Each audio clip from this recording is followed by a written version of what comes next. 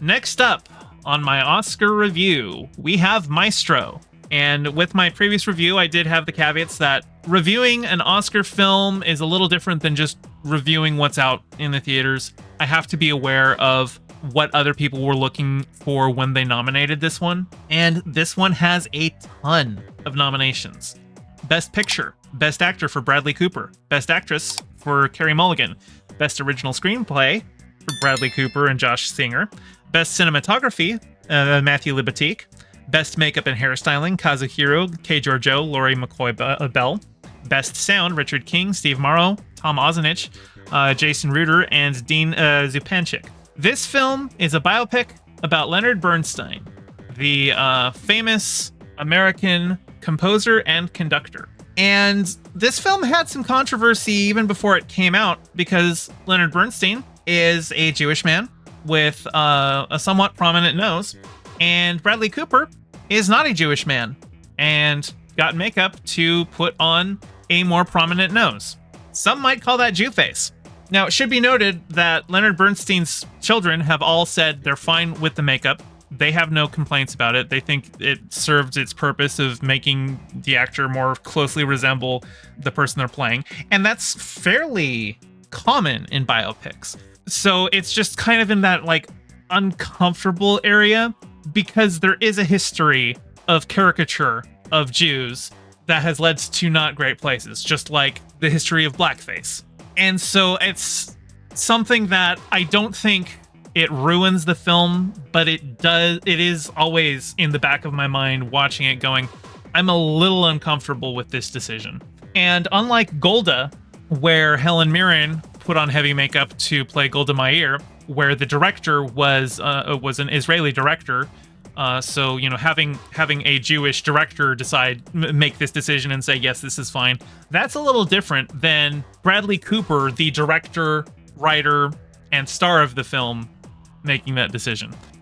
Again, Leonard Bernstein's family is fine with it, so I'm not like hard weighing in, and I'm not a Jew, so I can't really weigh in on that with any kind of definitive authority. I'm just uncomfortable. The film, though, is pretty spectacular because it's got this really clever device of, as we go through the eras of Leonard Bernstein's life, the film language changes. Because we start in the 40s when he meets his wife, and it's filmed in black and white, and they're talking like characters would talk in movies of that era, right? Like before Brando brought in the realism movement to American cinema, back when people were acting like they were acting in a movie. I mean, for one thing, Leonard Bernstein's wife, Felicia, she was an actress, and she had a transatlantic accent. You know, if you're listening to the radio in the 30s, this is the transatlantic accent. Or if you've seen a movie with Katharine Hepburn, classic transatlantic accent. More modern examples of a transatlantic accent, because it's kind of gone out of vogue because we go for the realism stuff. But like for Star Trek examples, Kate Mulgrew has used a transatlantic accent, and also Gates McFadden, who plays Beverly Crusher, she uses a transatlantic accent. So it's that kind of a thing. And Felicia Bernstein, she speaks in a transatlantic accent the whole movie. It's just, even though it's not a real accent, it's an affect, but she studied to be an actor, so she learned it, and it's something she uses. But it's not just her using that accent, it's also just the style, the way that everyone else is talking. It feels very much like they are putting on a performance like you're watching in a 40s movie. And then as we do a time skip to later on and color shows up, the color grading makes it look like it was shot in Technicolor. It's a more saturated, vibrant, old-timey look to the color, and it's not until we get into like the late 70s, early 80s that the color grading starts to shift into more natural tones that we would expect now. Chestnut says, can you do every video in the transatlantic accent? No, I don't think I will. I'm not very good at it. So just the technical achievement of like just using film language itself to let us feel the passage of time and going, okay, now I'm watching a film from this era. Now I'm watching a film from this era. Very clever. Also, most of the film is in 4:3 aspect ratio.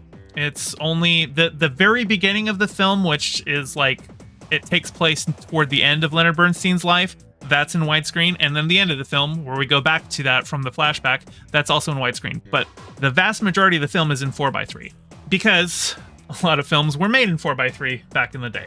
In terms of like the story itself, it kind of hits the same beats that you usually get from a biopic. You know, it doesn't spend a lot of time on how he rises to fame. They just kind of like have one moment and then it's just assumed, okay, well now he's famous, because they want to, you know, get to the whole story where like the hubris of a star leads him to neglect his family and have, you know, breakdowns and all of that. And Leonard Bernstein was a very sexually active man.